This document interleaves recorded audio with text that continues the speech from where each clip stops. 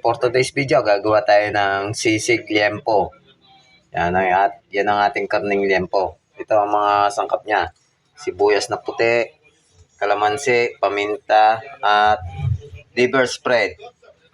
At yung lalagyan natin na mamaya ng asin at seasoning para lumasa na. Okay, prepare lang natin at lulutuin na natin tong liempo mga idol. Okay, lutuin na natin. Yan idol, lutuin na natin sa air fryer kasi wala tayong nabiling uling ngayong gabi. Gabi na kasi kaya gagawin na lang natin, i-air fryer na lang natin ating liempo para pag luto na, tsaka natin lulutuin ng pagkasisig niya mga idol. Okay.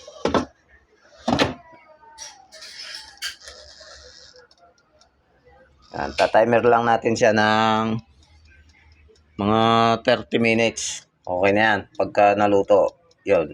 Lalagay natin na yung ating mga sangkap at tatadtarin na natin mga idol. Silipin na natin ating pinipressure cooker mga idol. Yun! Tamang-tama itong pressure cooker mga idol para yung mantika nasasala para hindi na mapasama sa pagsisisig natin mamaya mga idol. Okay. Baligtad lang natin mga idol. Baligtad lang natin. Yun, parang kabila ay maluto din. Yan.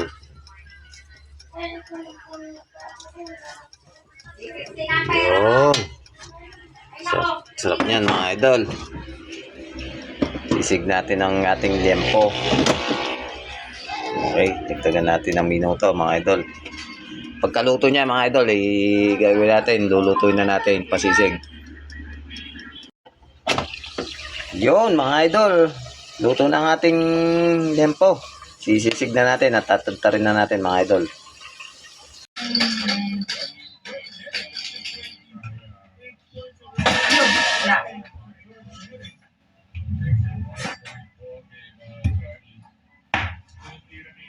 Ano pa ko na?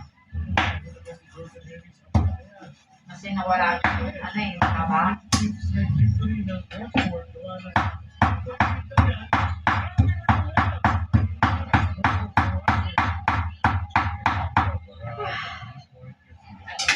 Crispy sisig. Tatadtarin lang natin mga idol. Nakakalike ko lang.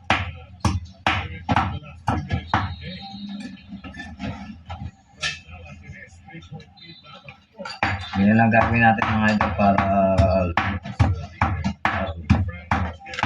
gumiling.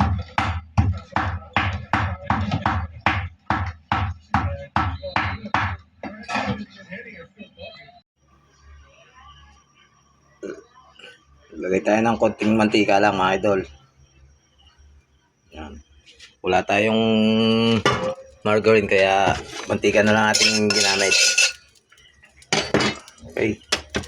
Lagay na natin yung ating liempo kanina. At ilagay na natin yung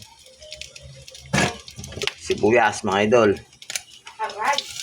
Yan, pagsama-samahin na natin. Pati yung paminta natin.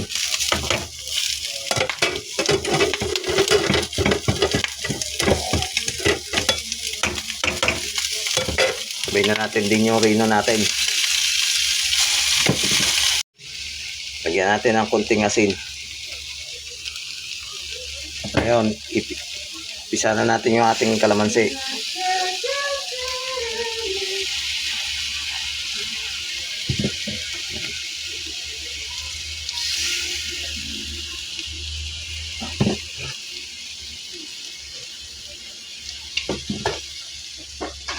Yan.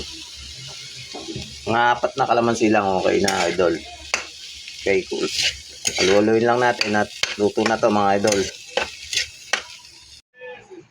Yan mga idol, luto na ang ating liempong sisig. Mainit-init pa oh. Okay mga idol, salamat sa inyong panonood at magandang gabi. Tara, kain!